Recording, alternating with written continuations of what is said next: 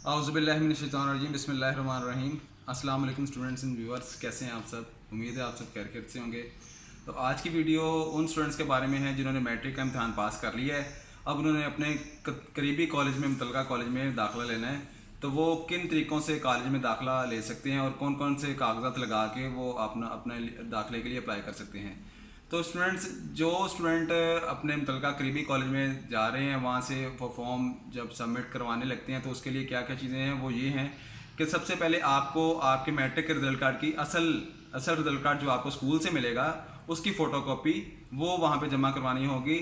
अभी फ़िलहाल जब तक आपको रिजल्ट कार्ड नहीं मिलता, जब तक आपकी मेरिट लिस्ट नहीं लगती, जब तक आप वहाँ पे इंटरव्यू देने नहीं जाते, उससे पहले आप जब फॉर्म सबमिट करवाएंगे उस वक्त तक आप नेट की कॉपी जो नेट से आप डाउनलोड करके प्रिंट लेते हैं वो सबमिट करवा दें उसके साथ अटैच करके फॉर्म के साथ। तो जब आपका रिजल्ट आपको स्कूल से मिलेगा तो उसके बाद वो आपने फ़ोटोकॉपी करवा के साथ अटैच करनी है और असल रिजल्ट कार्ड वहाँ पे मुतलका कॉलेज को दिखाना है। और साथ एक करेक्टर सर्टिफिकेट वो भी आपको स्कूल से मिलेगा, वो उसकी कॉपी भी आपने वहाँ पे जमा करवानी है अपने मुतलका कॉलेज में।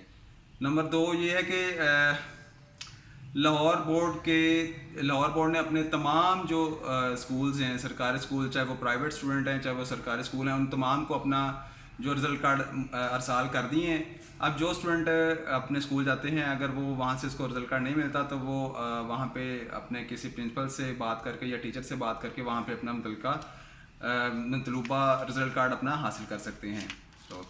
और जो आपने तस्वीरें लगानी हैं, तस्वीरें जो हैं वो लाहौर बोर्ड की रिक्वायरमेंट के मुताबिक सफ़ेद बैकग्राउंड की तस्वीरें होनी चाहिए। वाइट बैकग्राउंड की तस्वीरें वो आपने वहाँ पे लेके जानी है, वो आपने फॉर्म के साथ अटैच करनी है।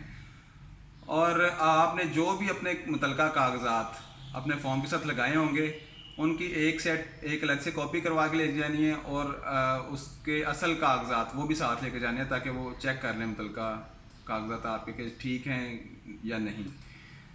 अगर किसी ने लाहौर बोर्ड के अलावा किसी और बोर्ड से मैट्रिक का इम्तहान दिया है, जैसे गुजरांवाला बोर्ड है, मुल्तान बोर्ड है, साहिवाल बोर्ड है, डीजी खान बोर्ड है, कोई भी बोर्ड है, वो अपना असल एनओसी उस मुतलका बोर्ड से जारी करवा कर at the time of admission वो वहाँ पे जमा करवाएंगे। उसके अगर जब तक आपने एनओसी जमा नहीं करवाया उस वक्त तक आपकी रजिस्ट्रेशन नहीं होगी और ना ही रजिस्ट्रेशन नंबर जारी होगा।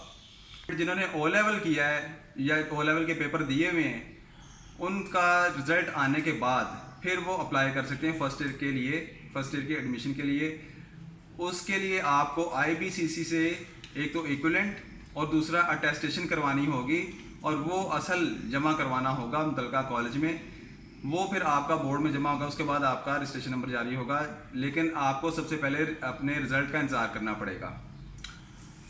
और जिन स्टूडेंट ने 9th की बुनियाद पर एडमिशन लिया था वो अपना असल रिजल्ट कार्ड अपने स्कूल से हासिल करें और करेक्टर सर्टिफिकेट वो मुतलका कॉलेज में जमा करवाएं, उसके ऊपर अपना रोल नंबर लिखें, फिर वो आपने जमा करवाना है। ताकि क्योंकि कागजात बहुत ज़्यादा होते हैं, रोल नंबर लिखने की सूरत में ये होता है कि आप पता चल जाता है मुतलका डीलिंग असिस्टेंट को कि ये किस रोल नंबर का कागज़ है और वो आपके फॉर्म के साथ अटैच कर देगा। और अगर किसी की 9th में पास है स्टूडेंट वो और उसकी 10th में सप्ली आ गई है तो फ़ौरन मुतलका कॉलेज को आगाह करें। जिन्होंने 9th बेस पे एडमिशन लिया है और 10th में उसकी सप्ली है तो वो अपने मुतलका कॉलेज में जाके बताया कि मेरी 9th में मैंने पास कर लिया था लेकिन 10th में सप्ली आ गई है, तो वो आपको बताएंगे कि अब आपने फर्दर आगे क्या करना है। तो स्टूडेंट ये वो पॉइंट्स थे जो आपसे शेयर करने थे कि आप किस तरीके से अप्लाई कर सकते हैं। इस तरीके से आप अपने मुतलका कॉलेज में जाकर अपने कवायद जमा करवा के अपने एडमिशन को मुकम्मल कर सकते हैं। तो नए आने वाले व्यूअर्स चैनल को सब्सक्राइब जरूर कर लें और शेयर करें दूसरे स्टूडेंट्स के साथ ताकि दूसरे स्टूडेंट्स को पता चल सके कि उन्होंने एडमिशन के लिए क्या चीज़ें लगानी है और किस तरह से कंप्लीट करना है। जी बहुत शुक्रिया, अस्सलाम वालेकुम।